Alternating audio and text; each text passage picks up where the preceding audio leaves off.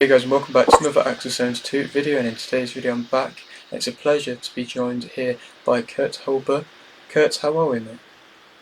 Doing good, man. Doing good. Trying to stay healthy. Preparing for a fight. Indeed you are, and so, well, just to kind of make sure that everybody knows who you are if they do not know so already, am I right in saying you're a lightweight who's 21-7 and is 37 years of age? Yeah. Lightweight fighter for the UFC. Like you said, my record's 21-7. Very experienced. Have a lot of fights. Been fighting for a long time. And, still climbing to the top, man. Still trying to do what I do. Indeed you are, and so we'll start with the question which I always like to start off with, being why did you start MMA?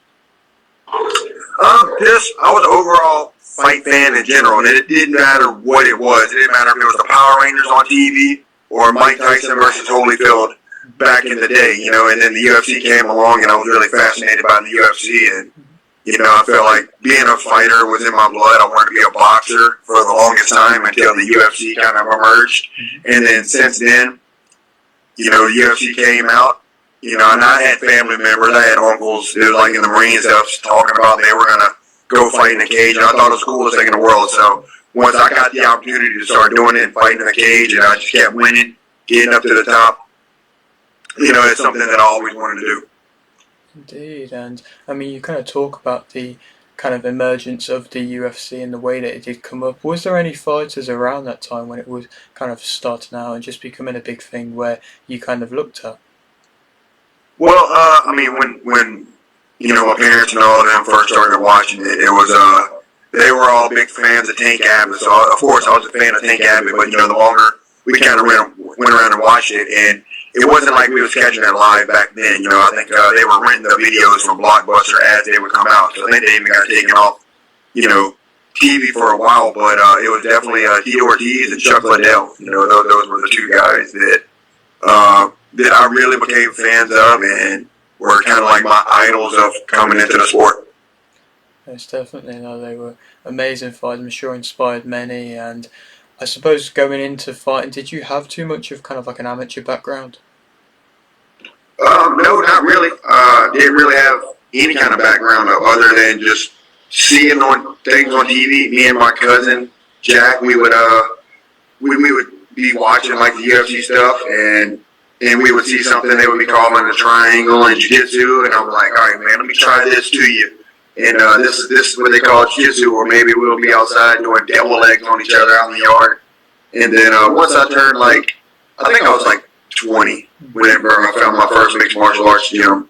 And, I went in there and started training just, all around jiu-jitsu, kickboxing, boxing, a little bit of everything. So kind of had the all-around MMA start.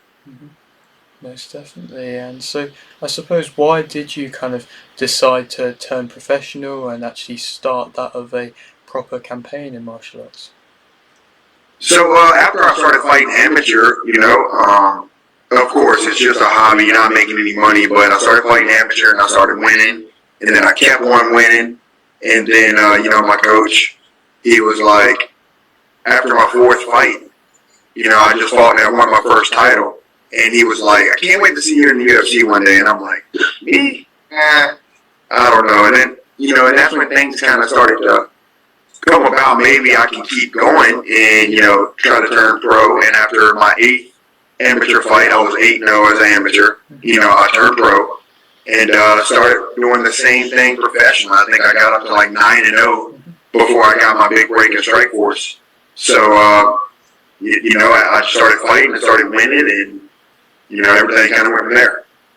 And obviously you did kind of get that break at Strikeforce, and I suppose just in the build-up to that, before you kind of got that break, how was it as a kind of a young fighter coming up with a lot of hype around him, I'm sure, and possibly being seen as this kind of big next name coming up? How was it kind of difficult, I suppose, to an extent, to maybe stay grounded during that time? It was fun, but back then it was a little bit harder because we didn't have all this social media. We didn't have a Facebook and Instagram, or maybe Facebook was first starting to get started.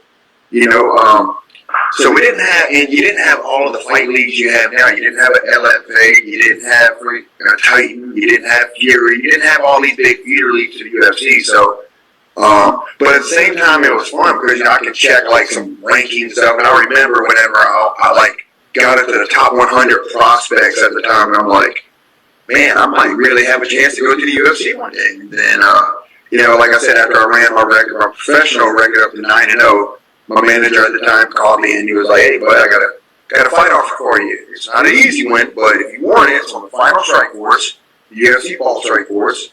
So you need to look good. If you look good, I'm sure the UFC will take you over. And that's what happened. And I suppose, speaking of Strikeforce as an organisation, of course it was a very prestigious one, but obviously it's not really around anymore. And I suppose for anybody who maybe was kind of outside of that era and didn't really get a chance to watch any fighters from there, obviously some huge names fought in there. And how big of an organisation once was Strikeforce? It was big, man. I really enjoyed Strikeforce. It's basically just as big as UFC. They had the big Showtime deal. Everything was kind of the same as it is the UFC. Big medias, big weigh-ins. So I feel like Strikeforce was the closest thing to the UFC that I've seen lately. I've cornered guys for Bellator, I've cornered guys for PFL, and it's just not quite the same atmosphere and overall stuff as the UFC.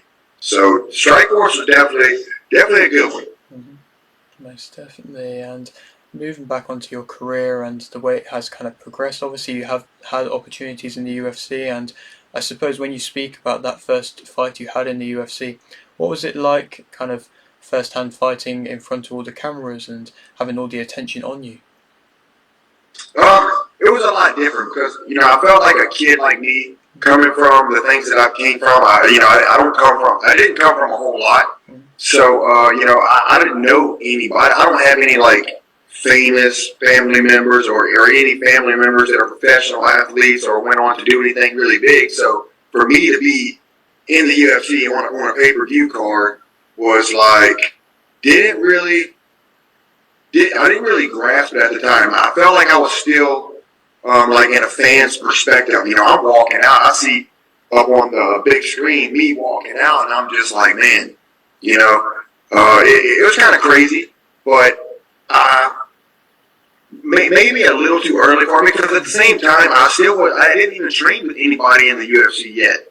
I didn't train with any. I was the only professional, I believe, at my gym at the time. So, I don't know if I was quite ready. Not on a skill level. I think my skills were there, but I don't think if I was quite ready to handle all of that pressure at that time. Of course, and I suppose for any fighters who perhaps might be getting this big opportunity, this big break in the UFC or any kind of organisation that you speak about nowadays that are big, what would you recommend to them for them to know when they're ready? Well, and like I said, for now you have all of these bigger shows, regional shows like LFA, Fury, Titan FC, and there's many more. So I feel like those type of shows get you ready. I came from fighting in little small gyms and rodeo arenas. The biggest place I ever fought in was probably the River Center, which is in Baton Rouge, and I did that as an amateur. So I wasn't fighting top quality professional guys. So I think for them, just getting on some of those shows in the regional, just to kind of get used to the cameras and get used to the little bit bigger crowds is probably things you can do to help gather that pressure. Indeed, and I suppose for your career, obviously you have suffered defeats in the past, but you've always been able to rebuild in your career, and it's got you to where you are now, which is something which is credit to you. But how difficult at times has it been to kind of rebuild from a defeat?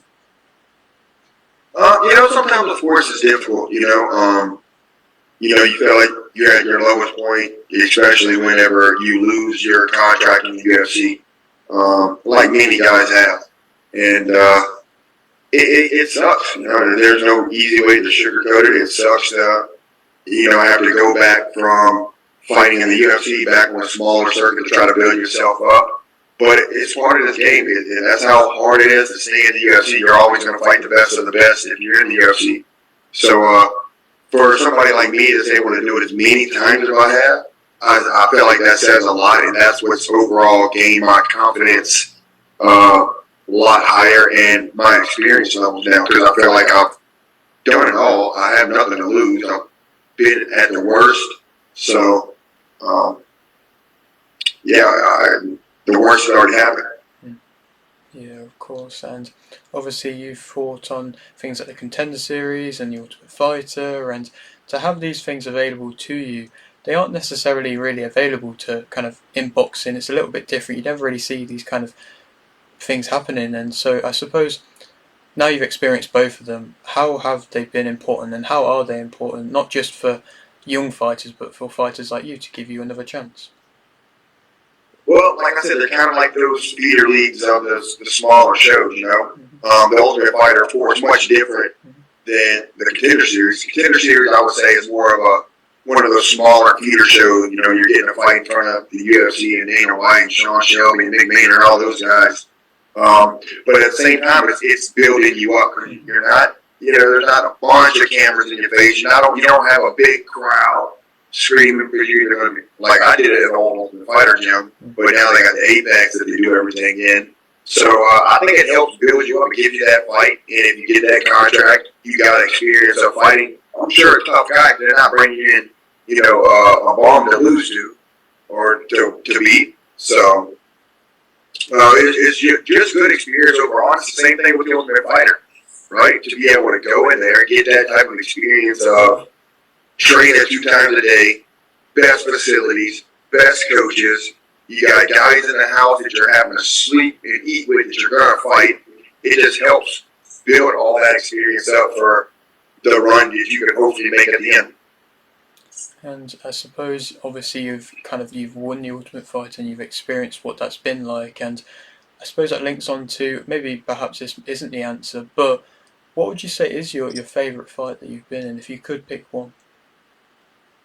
My favorite fight, probably the Jason Knight fight, just because how close me and Jason is, or was on that show for sure, and just knowing we already knew how the fight was going to go down. We already talked about it and said, hey man, we're going to go out there and we're going to just give that old fashioned Devin Bonner Forrest Griffin fight. We're gonna beat each other up, and we're gonna try not to do a whole bunch of wrestling. We want to stand up and give Dana White, Sean Shelby, and the UFC and all the fans a show. So, that would have been a really good one to have a packed crowd, but sucks that one kind of got away in the quiet Apex. But that's probably my favorite fight. Most definitely, and obviously you're at this point in your career now where you're kind of back in the UFC and you're back fighting around big fights again. And what would you say currently now is your main motivation for the sport? My motivation right now is just having fun, right? Like I said, I feel like the worst has already happened. I've already been released from UFC twice. If for some crazy reason I'm not successful and I get released a third time, it's like, who cares, But I'm just having fun now. I'm back to doing what I love to do in the biggest organization in the world. I have my gyms that I teach, so it's not like I'm really fighting for the money. I'm just fighting for the love of the sport and to be a good role model and inspiration for my kids coming up under me, which I'm sure is going to want to fight in the UFC one day. They're already competing jiu-jitsu tournaments, and my 13-year-old already does MMA fights in the cage and boxing matches and kickboxing matches in the cage. So, he's rising up. So I want to be a good role model for these guys and just show them that, with hard work and dedication, anything's possible. And I suppose leading on from that, sir, I can appreciate how you are enjoying the sport and how important that is, and how important is that for you to make sure that you are continuously enjoying the sport, and even after years of doing that love and passion is still there. Yeah, for sure. Like I said, it's extremely important for me. Money aside of fighting, I love for my kids to be able to go to school and brag about their dad fighting in the UFC or winning the Ultimate Fighter. That's a big reason why I like to do what I do. Yeah, it's amazing. And I suppose for upcoming fights, is there any kind of ones possibly, I don't know if you can say too much, on the horizon for you? I'm slated and scheduled to fight on March 23rd against Trey Ogden.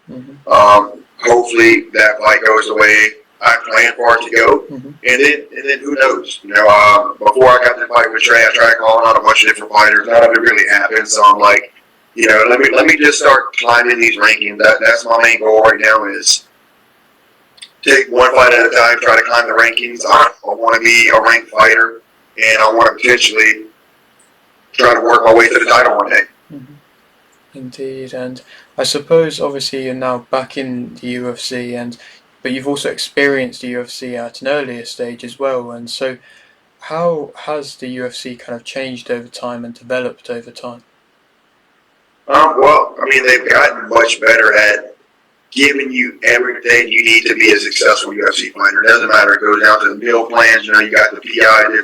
You show up on fight week, they're going to do you meals if you want it. If you don't want it, fine. You don't have to eat it. And it's the same way with your weight cutting. They're providing saunas now. It can be a fold-up sauna that you sit down in, or it can be a sleeping bag sauna you lay down in. They provide you with Epsom salt and sweet sweat if you need it to take the hot bath.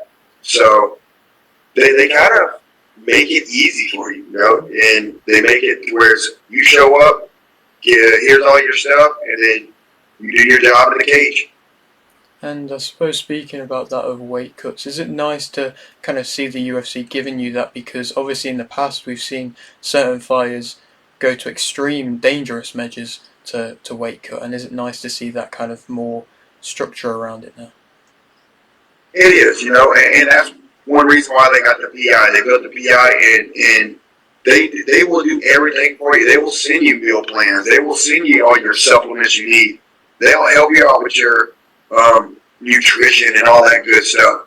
But at the same time, you still gotta train hard and you gotta do your dieting, because it ain't magic. It's hard work.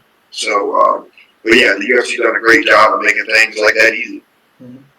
Of course, and just a couple more questions for you here, and I suppose this one's quite a big one. Obviously, you might not get the direct answer for it right now, but obviously you possibly are maybe on the later stages of your career, and obviously there's still big things that you could have still achieved. But what would you say, and I suppose how would you like to be remembered in UFC or in MMA?